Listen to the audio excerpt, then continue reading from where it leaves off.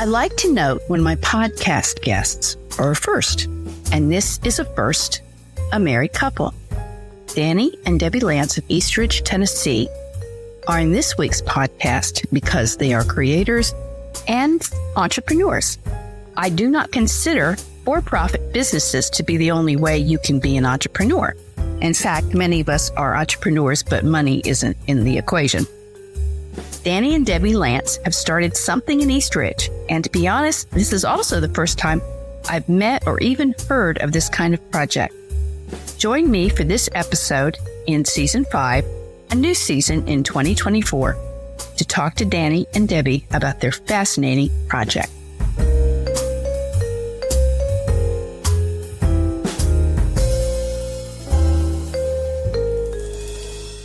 Danny and Debbie Lance are the ministers of True Life Church and the creators of the Eastridge Creative Arts. Along with that, they have an impressive coffee shop, Local Coffee, because we all know that coffee and Wi-Fi are the bottom layers of Maslow's hierarchy of needs, and we can't do creativity without them. And I do want to say that I ate at Local Coffee today. I had a great lunch of chicken salad, croissant, and chai latte. And I also want to say that unlike other places where I've had chai latte, I got to determine my own sugar content. Usually they're too sweet. Danny and Debbie, welcome to the podcast. Thank you so much for having us. Oh, my pleasure. This is so exciting.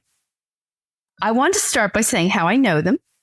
I worked with Danny's sister, Rhonda Cox, for many years at an educational institution in Rock Spring, Georgia. Shout out to the technical system. And I've known their family for many years. Also, I was asked to come be involved in a writer's kind of event, book signing, yes, in September, and that was super neat. But I like to let people tell their own story. So, why Eastridge Creative Arts and Local Coffee, and why connecting it to True Life Church? So I guess the Eastridge part of it is simply I was blessed to live in what I thought was the greatest hometown ever. I'm sure many other people feel that way, but Eastridge was a special place to me. It still is. I've lived here most of my life.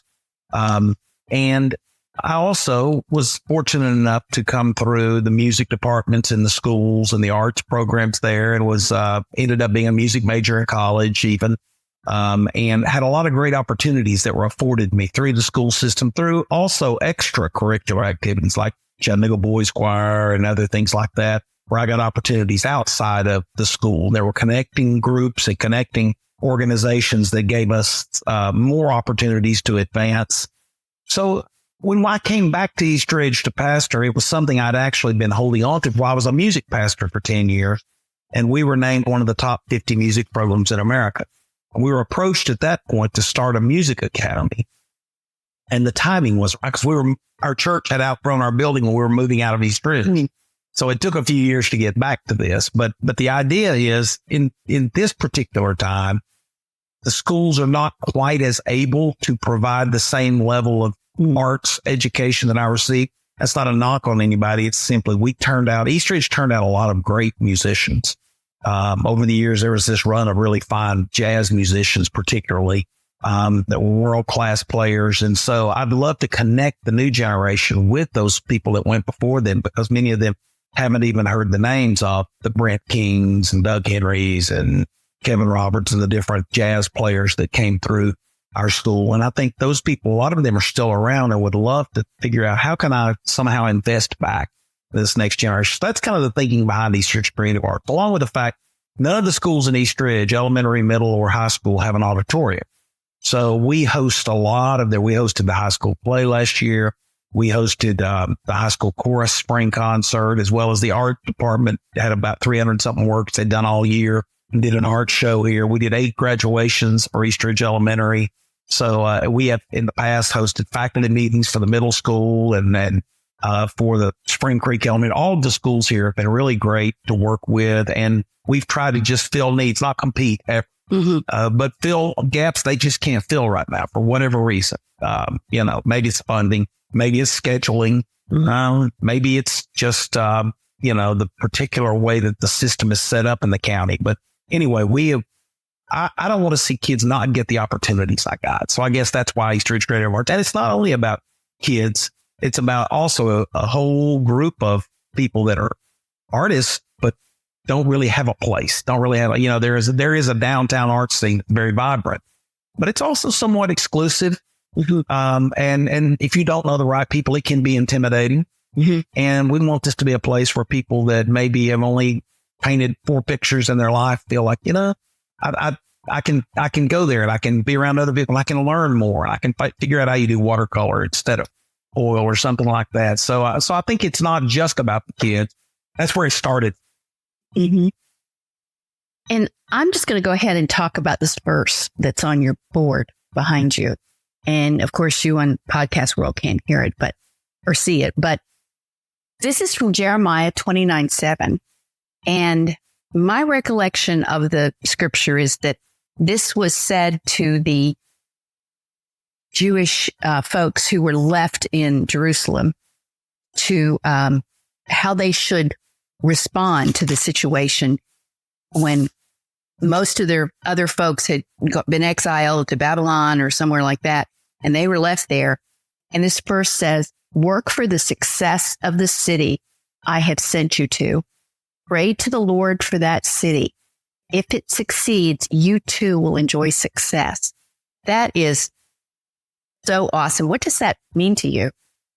Well, for one thing, I struggle with the fact I heard he's actually the pastor of the largest church in America. He's not a real well-known guy, but a guy named Craig Rochelle asked the question at a conference, if your church closed, would your community miss it?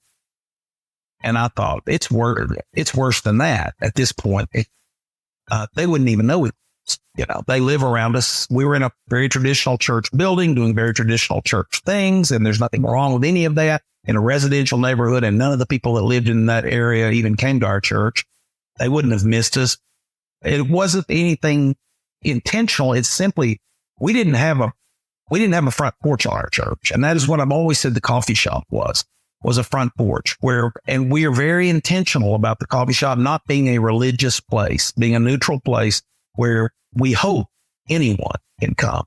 But we want the city to feel like, I've always felt like a church should be a good neighbor, even if you don't believe what I believe about Jesus. You should be glad we're here because we provide services, because we help people in need, because we care about people that are struggling. And you don't have to be part of a church to do that, but churches somewhat are equipped to do. And so I think that verse really, when I found that verse, and I interpreted it slightly different in that I felt like Jeremiah was writing it to the people already in Babylon, same period. But I felt like, because he said, the city where I've sent you. And I'm thinking, these are people that are in a city, that not their own. They don't necessarily love it, but that's where God has planted them. And so they look around and he's saying, make the city better. And so I feel like for me, East Ridge is Jerusalem. It's home.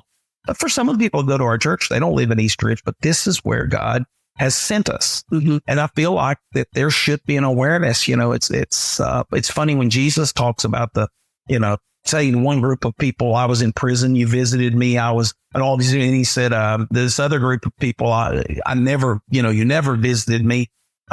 It's interesting the delineation he makes between those on his left and those on his right isn't really about their doctrine or theology. It's about their kindness and love. And so I feel like, for us, it's not that churches don't feel that. It's we don't know how to put handles. And that's really the idea. And that verse, I just looked at it and it jumped out at, because there's a few verses further down. It's a very famous verse, 29:11. I know the plans I have for you. And he's again saying to a group of people that just had their country destroyed. And he's going, I got plans to prosper you for a future. And they're not feeling like they got any future. Wow, what a powerful verse to a few verses up about right now. You might be not where you want to be, but instead of pouting or just building an ivory tower, invest in them. He tells them in the verses around it, plant crop, raise children, have more children, grow, don't shrink. Basically he's saying to them, thrive wherever you're planted. I would say you're probably right in the context of that. It was just, in my mind, I was thinking it was the other, but it works both ways. It's really clear either way. That's kind of how, because city I sent you, but in either, it's the same because Jerusalem leveled. Yeah. They're sitting in ruin. Oh, wow. So now that we know something about the mission of this place, I will say that it's amazing when you come here because it used to be the Salvation Army thrift store. Mm-hmm. Yes. And I have been here looking for things, and the renovation has been remarkable. It's beautiful what's gone on. I know it's been a lot of sweat equity, as they would say. So let's talk about the Who. Let's hear about your stories about how you came to this work, your interest, what you play as a musician, what you do in the art. I think that our path, we were led together through music, through relatives. I knew some of his relatives. They had a band. I was singing in his brother-in-law's choir, who said to me one day, we really need a girl in the band because my brother-in-law writes all these songs and he sings them in his key and none of us can sing harmony. Well, that's how I met Danny. I was the girl. He was the guy. Is this Ken? Yeah. Okay. Ken Cox, Rhonda's husband. And so that was my entry point because I had gone to school with Ken eons ago and our kids were friends and stuff like that. So that grew into getting to know each other, building a relationship, finding out the things that we both gravitated towards in ministry and in music, and led to us collaborating on music, us becoming part, eventually getting married and being part of our church together, me being part of the ministries. Danny, went into specific ministry for being the music director, music minister, and ultimately pastoring. And here I had my first house I bought as a single mom was in East Ridge, intentionally because I wanted my kids to go to the East Ridge schools. And in the time since that era, schools had changed where they had art, they had music, they had, in fact, Ken was one of the teachers that they had. And there was so much lacking where you look at East Ridge today and the business is booming and new businesses are coming in and there's a lot of growth and development in that area. There's a lot of growth and development in the sports area with Camp Jordan and the Red Wolves. The arts and culture side is what is kind of lacking. And what we are is ambassadors of the most amazing creator in the world and the universe, in anything. His creativity ought to be flowing through us, and we ought to be able to bring that to our community in a special way. And you see it being backed down in academics because of the need for more numbers and more focus on career paths and college paths and things like that. So it gets pushed out, squeezed out. But yet when you see studies, it proves that creativity enhances their learning ability in school. So our focus with East Ridge Creative Arts is a special niche to help this community who's lacking in that. And hopefully along the way to introduce the creator himself to what we do. Children need it. Adults need it. We see a lot of connection with that. People asking us, when are you going to have lessons? When are you going to do this? So there's a whole lot of interest in that because we started down this path when we started out 2018, opened Local Coffee originally, and then that building sold because we were renting it. And then by the time we packed up and left, COVID happened and we had to shut down for a year and a half, basically. Yeah. Everything was packed up. So we started looking for a building and this is where we wound up. And this time we bought the building and hopefully we'll stay here. But it gave us a new launching pad, but we were frustrated at that point thinking, we're just getting this off the ground. And we'd had some art lessons and some music lessons going. So it's wonderful to be back in an even bigger and better place to be able to do that. Do you consider this a good central location? It is. Yeah. Actually, probably a little better because we're closer to what people who've been connected with East Ridge all of their lives consider more the heart of East Ridge. Up here, we're closer to the tunnel where the original business hub was. Some of the first businesses, Kingwood Pharmacy, things like that, were close by. So we do kind of feel more in the middle of things here. And I should say for the listeners that I'm looking out and we're almost at the corner of Belvoir and Ringgold Road. Yes. So, and we're on the I would say the Georgia side of Ringgold Road. And if you're familiar with the area, you'll know where it is. So you're a singer. Yeah. Okay. Do you play an instrument? I play guitar, a little bit of piano and percussion. Okay. And Danny? Well, I was a voice major in college, but I also grew up in a house that as long as you lived there, you had to take piano. So I play keyboard. I play trumpet. It's just been a few years since I've played trumpet with any seriousness. And did you both go to Lee? No. Oh, it was semester. That was a long time ago, and Lee's smaller than my high school. Mm-hmm. Yeah. And so it wasn't really a good fit for me at that moment. And so I went to UTC and we had 4 different ensembles there and 2 Dr. Oh, okay. Okay. Workshop. So, yeah. So, yeah, I went to UTC. In fact, Dr. Draper's son comes to our church now. Oh, Lee and I were together. Those were long relationship friendships. Yes, I used to go to First Pres just when he was there. Yeah, towards the end of his life. What are some programs that Eastridge Creative Arts and the True Life Church Center offer? Do you mentioned lessons or that's groups? Something we have to relaunch, and we want to do some things that will augment schools, like go into a summer arts program, that sort of thing that we're still in development. We had started developing for the last location. But what we do currently, and the first one for this year will come up on March 9th, is an Art Beat night. An Art Beat is a time for local artists, as Danny was talking about, the people that may have never had a way to display their art or interact with other artists. We have a gallery show for them. It's a free event. There's live music, whether it's local bands or our house band, or and people can come and they can walk through and see the talents of this local area. You can buy it. They can purchase local art. You can listen to some music and have some great coffee. Yes. So we do those every other month. And it's just a great experience. I mean, we have everything from pottery to oil paints, acrylic paints, watercolors, photography, different kinds of woodwork. And we've had all kinds of artists displaying. Mm-hmm. And in one of our most recent ones at the end of the year, we had an artist who was completing a master's program, and she brought her final master's project, which was a walk through the emotional healing of art. And there was no one who walked out of that display without tears in their eyes. It was a stirring journey through different forms of art, of how art transformed her heart, her mind, her emotions, and the different things she'd gone through. So just really groundbreaking things have happened here. We're just thrilled to see what happens with those Art Beats. So the first one is coming up March 9th, Saturday, March 9th, and we do it in the evening, 6 to 9 p.m. So that's a really good ongoing program we do. The local authors, something that we started last year. I mean, the creator has no limit, and the creativity in us comes out in all kinds of ways. So writing as an expression of that creativity is one thing that I think people will skip over sometimes when they think of art. Oh, we're talking about paintings. Yeah. Talking about everything that people can do with a creative expression.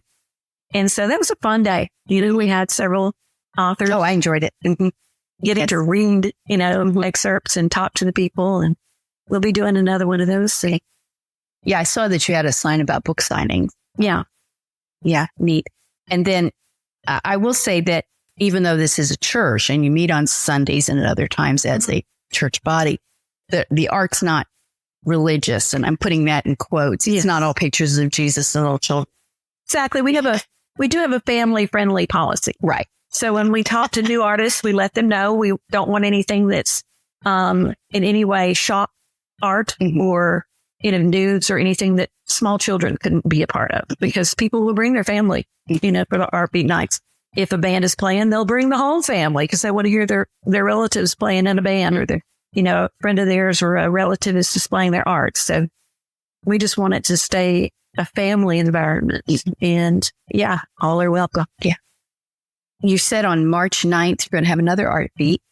And you're thinking in the summer, you might start having camp. We'd love to do that and get it kicked off. We had plans for it before. Even if it's just like, a week where kids could enroll in this, and we'd have assistance where it wouldn't cost if they couldn't pay for it. And at the end of that week, they could do a concert and a display for their family and show what they'd learned and what they'd done. Yes. There's friends that Danny actually had a longstanding relationship who has a similar organization near Nashville, and they do all kinds of these events and programs. So we had a little insight in that, little assistance from them, talking about how you get the teachers involved and this sort of thing. So we're dusting off that plan and hope to do some of that in this year. Do you ever go to the local government and talk to them about what you're doing? Well, first of all, East Ridge is its own city, which helps in that because They're amazing. they're hosting people, not people that necessarily don't know. And I'm now at the age that most of them are my generation. Growing up, they were old people that did that. Now, but they have been super supportive. Our last art beat, the mayor was here and the city commissioners were here. They have been supportive in several different ways. And they are also, the city commission is interested in the fact that we need some balance too. East Ridge is excellent. Not because it has Camp Jordan, basically, and because nowhere else, never in my life has somebody invested $200 million to build a stadium in East Ridge. That's just such a bigger project than anything that's ever happened here. So there's a lot of sports interest here. A lot of out of town people come there, but there's almost no arts, and arts in Hamilton County are actually very effective. There's a study the National Endowment for the Arts does. It's called the Arts Economic Impacts. Hamilton County, this is a couple-year-old statistic, but I would think it would be similar. The arts in Hamilton County generated about $172 million. None of it. So I think at the government level, there's a recognition that there's a whole other set of people that aren't going to, but would really like to go to a play or go to a concert or and again, schools not having auditoriums, there hasn't really been a venue. And so I think there is an amphitheater at Camp Jordan, as well as an arena, an indoor soccer that they do some concerts and things in. So I feel like there is an awareness and an interest in, okay, how do we move this forward? No, we can't write you a blank check, but we can help you find grants. They have been supported really from the beginning when we began talking to them about this. We were very fortunate. I think we have a very good, balanced city commission. We're kind of fortunate in that it's non-partisan, so there's not the red-blue struggles and squabbles. And I think we have a group of commissioners that all really want the best for the city. Now, they don't always have the exact same vision for what's best, but you can start with that. You can find some common ground. And most of them would agree there's not much going on in the art. We were really thrilled. The last art beat that we had, a representative from Artsfield was here, which is Hamilton County, and had a table here. And the mayor being here and a couple of the commissioners was able to sit and talk with them, building more bridges to the Hamilton County as a whole organization. And I think they followed up with a meeting after that even. So we've had a good relationship with Artsfield, and we'd love to be maybe the conduit that starts funneling a little more attention outside of downtown centric events and more out into the general population of Hamilton County. And it'd be great for our city. So, we're just hugely blessed to have a mayor, administration, commission who see that too. So if someone were to come here on a Sunday morning, what time are your service? 10:30. 10:30. Okay. And free coffee on Sunday. Free coffee. Okay. So what's your service like? I notice if you come in here, there aren't pews. Right. We have round tables and comfy chairs. It's something that evolved from something we used to do in the holidays when we would turn the sanctuary into kind of a lodge feel for a musical that we did each year. And it was actually some of our senior citizens one year when we were starting to put things back together that they take it, put it back in rows and everything. They said, keep the tables. They liked the tables. Yes. They liked being able to sit their pocketbook down and put their stuff on the table. And it actually fosters more communication and a more relaxed atmosphere. So the tables from that point on stayed. And it does give it a different feel. You feel a little bit more welcome. And it's less threatening than all lining up in rows. A more comfortable environment. It's casual. I mean, when you may have some person come in a 3-piece suit, somebody in their shorts and flip-flops, that's perfectly fine. Mm-hmm. Yes. Just had to wonder about those people, but they must show up. Yes. But I would say if you were going to characterize it, it would be a bit contemporary. Mm-hmm. Although we do some liturgy. Just finished up doing Advent wreath for the holiday season with a different family reading the readings every week. So it's, I think, a wonderful environment. We love it. So, long-term vision. What do you want this place to be 10 years from now?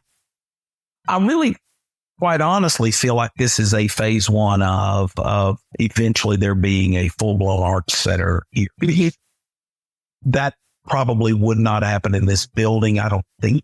I think that what this would do is build a foundation for it. And at some point, like you do with your kids, you're grown now. Mm-hmm. I would certainly love to stay involved, but I think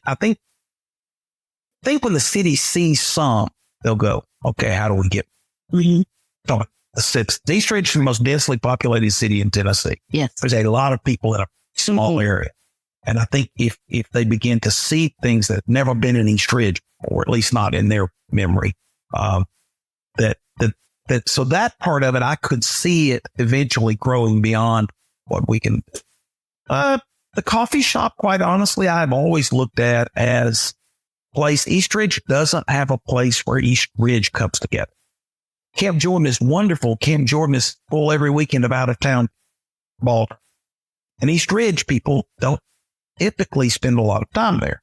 It's trafficy. There's great things down there, but it just tends to be a place that's bringing new dollars into the city. But there used to be sort of a city center type feel. Town hall was that. You had the East Ridge pool right behind it. You sort of had this community gathering area. And to witness that, we literally have the only meeting room in East Ridge. It used to be us and Wally's, and then Glenn and Sharon finally decided they retire, and so we have all sorts of groups. Everything. They do meet the mayor, the police do their Citizens Academy there, Chamber of Commerce meets here. There is a business networking group meets every week, Chattanooga Aquatics that does, aquarium owners and all. They did their big swap meet here and had so many people we couldn't even park them all. So we really try to be. Deborah had a writer's workshop recently. Deborah Levine did a memoir writing workshop. There's a number of things. So I really have always seen this as a front porch to the community, but also just a place where East Ridge comes together. Mm-hmm. For the church, I've always thought that this idea travels. So I think you do it here, you systematize it to a point you can then go do it elsewhere. Mm-hmm. And you go into the community first, not by putting up another church when Chattanooga had 1,500 already, but by building a place where the community will come and meet each other and get to know each other and find out what their needs are first. Because some communities are really good at arts and not good at sports. And maybe in that place, you don't do an arts center. Maybe in that place, you do a basketball league or rec league. I felt like the church is better at, they're not better at. We feel like we're supposed to have answers, not ask questions. And I feel like go into a community, open a coffee shop and start asking questions. What do you wish was here? Yeah. What do you miss that used to be here? What do you hope here? And then you go, okay, what can I do with that? So I think long term, I would love to 10 years from now, I think there was 5 of these in the greater Hamilton County area and some of them in other states, and the same kind of idea, move in and build the relationships first and let the church kind of figure out. Every church, they have a little different personality. That's okay. I think there's certain immutable truths, but I think we make some things immutable truths that are, and quite honestly, you can't I don't know. You can't reach somebody that you can't have a relationship with. I think it starts with, being open enough. I don't understand what they do. Maybe if I might learn. I might even know why they do that. And I might find out what they're doing makes more sense than what I'm doing. And they probably don't understand why I do what I do. So, I see it as a hub. I see it as a hub that hopefully will continue to spread, and that there will be a generation younger than me that sees it and goes, because I think I bring it back to the church because that's my first and greatest passion. But I think the church has to be looking, any younger person in ministry has to be looking. The model that was so effective 20th century is, we've got 1,500 churches in Chattanooga, but only 18% of Chattanooga goes to church. So 82% are not going to the model we've had. So there's room for some other, and I think as a younger person, I'd love to see younger people go, wait a minute, maybe this makes sense to me. I can see me in a coffee shop sit and talk because I do that 3 times a week. I think seeing it be a generational thing, seeing East Ridge better because it's more diverse and more varied in the offerings. Art, music, and plays, and musicals, to soccer games and baseball tournaments, and all of the different things. Camp Jordan has all these wonderful events that come through. Festivals, to circuses, to all sorts of things. I mean, I think East Ridge is an amazing place, but can be much more amazing if we broaden. Yeah. Well, and I think you hit on something, is that in all this creativity, that you do have to be open to. I mean, obviously we have doctrine and all, and we're not talking about that, but you have to be open to how other people see things. And I know I'm still teaching in a college at an age that I probably don't need to be, but, the students, sometimes I just shake my head, and other times it just amazes me. Like, I've never seen it that way. I've never thought, I don't know anything about this. It's a huge thing, but I don't know anything about it. And I learn from them all the time if I want to, if I'm willing to be open. And, I could be closed off and say, I don't. One thing of my own is I've gotten very interested in filmmaking in the area, because we have a sort of a film program at the college, and I've had to learn about it, and make connections with people. And that's something that also, in the area is going to be a thing. I think, people are small filmmakers doing things, in Georgia, bringing it's more of an industry thing because of the tax base, et cetera. We're still trying to get them up towards North Georgia. But, I think that some of us who've been in Chattanooga a long time still think of it as the way it was in the 70s and 80s, but it's not. It's so diverse now. So many people coming from so many places. I was teaching English as second language at the church I attend, and I thought, they'll all be Hispanic, which was fine with me because I speak enough Spanish to be dangerous. And they were Arabic speakers. They were from Iraq and Sudan, and now they're from Afghanistan and places like that. And, it's just. Last year, there were East Ridge Elementary had 27 languages spoken. I'm thinking you got Spanish speakers, sure, but no, 27 different languages. Oh, my word. Yeah. And, we look at this and we're the ones stuck, because although we serve a God that changes not, clearly says, we were talking about it in Isaiah, behold, I'm doing a new thing. And then he says, will you not know it? And I always read that as, banging somebody in the head and say, look, will you not see what I'm doing? I'm doing something different. And I think that's where we get stuck. It's like, well, that's not what God does. Yeah. He always does X, Y, Z. No, he can't do A, B, C. Yeah. God doesn't change his nature, but he doesn't get stuck either. Changes his technique all the time. Right. That's the story of the New Testament. Right. Is Jesus wasn't supposed to be like this itinerant, wandering around guy that didn't have money in an army, because that's what the Messiah was going to be. And they completely missed God on earth because living things are constantly changing and creating, because our bodies are constantly growing. The things God makes constantly grow, constantly evolve. And so if he's doing something through us, should it not be the same? Yes, I've been reading with our church, the New Testament, and I've gone through the first 10 or 11 chapters of Matthew. Do people really read what Jesus is saying here? This is some pretty, definitely radical things that he's saying. And I don't think people really read this. They want 4 points in a prayer. And it's a lot more than that. Okay, this has been great.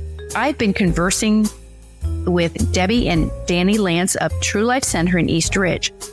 I really want to encourage all of you to check it out. It's, as I said, in the part of Ringgold Road where it intersects with Belvoir Avenue.